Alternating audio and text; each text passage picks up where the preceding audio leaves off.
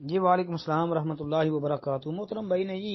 ابو القاسم کنیت کے متعلق سوال کیا ہے۔ بھائی عبد الرحمان کہتے ہیں کہ میں نے کسی کو آواز دی عربی کو، اس کے بیٹے کا نام قاسم تھا تو میں نے اس کو کنیت سے بلایا یا ابو القاسم، تو اس نے یعنی مجھے آگے حدیث بیان کی۔ جی بالکل حدیث صحیح بخاری مسلم کے اندر موجود ہے۔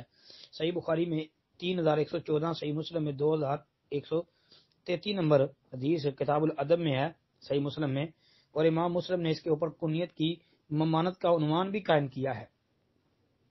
لیکن بھائی یہ کنیت اب رکھی جا سکتی ہے۔ جی اصل میں نام کی اجازت تو نبی علیہ السلام نے دے دی نا، فرمایا سمو بسمی ولا تقنطوا بکنیتی، کہ میرے نام پہ نام رکھو، کنیت پہ کنیت نہ رکھو۔ تو نام کی اجازت تو اللہ کے رسول نے خود دی کہ میرے نام پہ نام رکھ لو،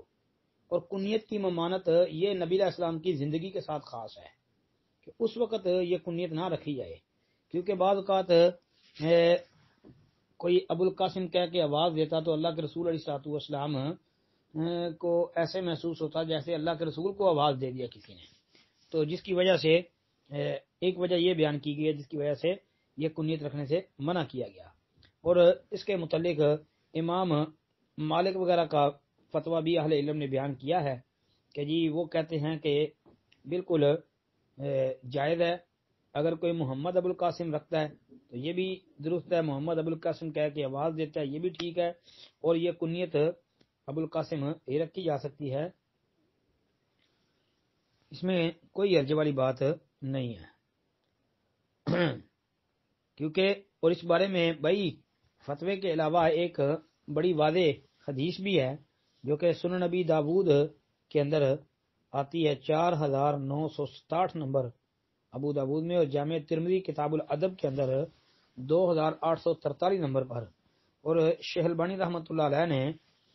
صحیح ابو داود کے اندر اس کو تخریج کیا ہے، یعنی صحیح شیخ البانی نے اس کو قرار دیا ہے۔ تو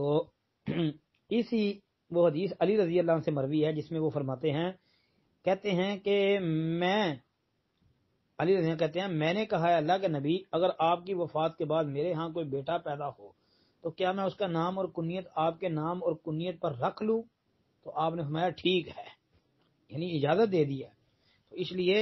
اس سے صاف ظاہر ہوتا ہے کہ وہ جو کنیت کی ممانت ہے نا، ولا تقنطوا بکنیتی، کہ میری کنیت پہ کنیت نہ رکھو، اس کی ممانت کا تعلق نبی علیہ السلام کی زندگی کے ساتھ تھا۔ اب اگر کوئی رکھنا چاہے تو رکھ سکتا ہے، یعنی نام بھی رکھ سکتا ہے، کنیت بھی رکھ سکتا ہے، یعنی نام محمد رکھ لے اور کنیت ابو القاسم اپنی رکھ لے، جائز ہے، اس میں کوئی حرج والی بات نہیں ہے۔ السلام علیکم ورحمۃ اللہ وبرکاتہ۔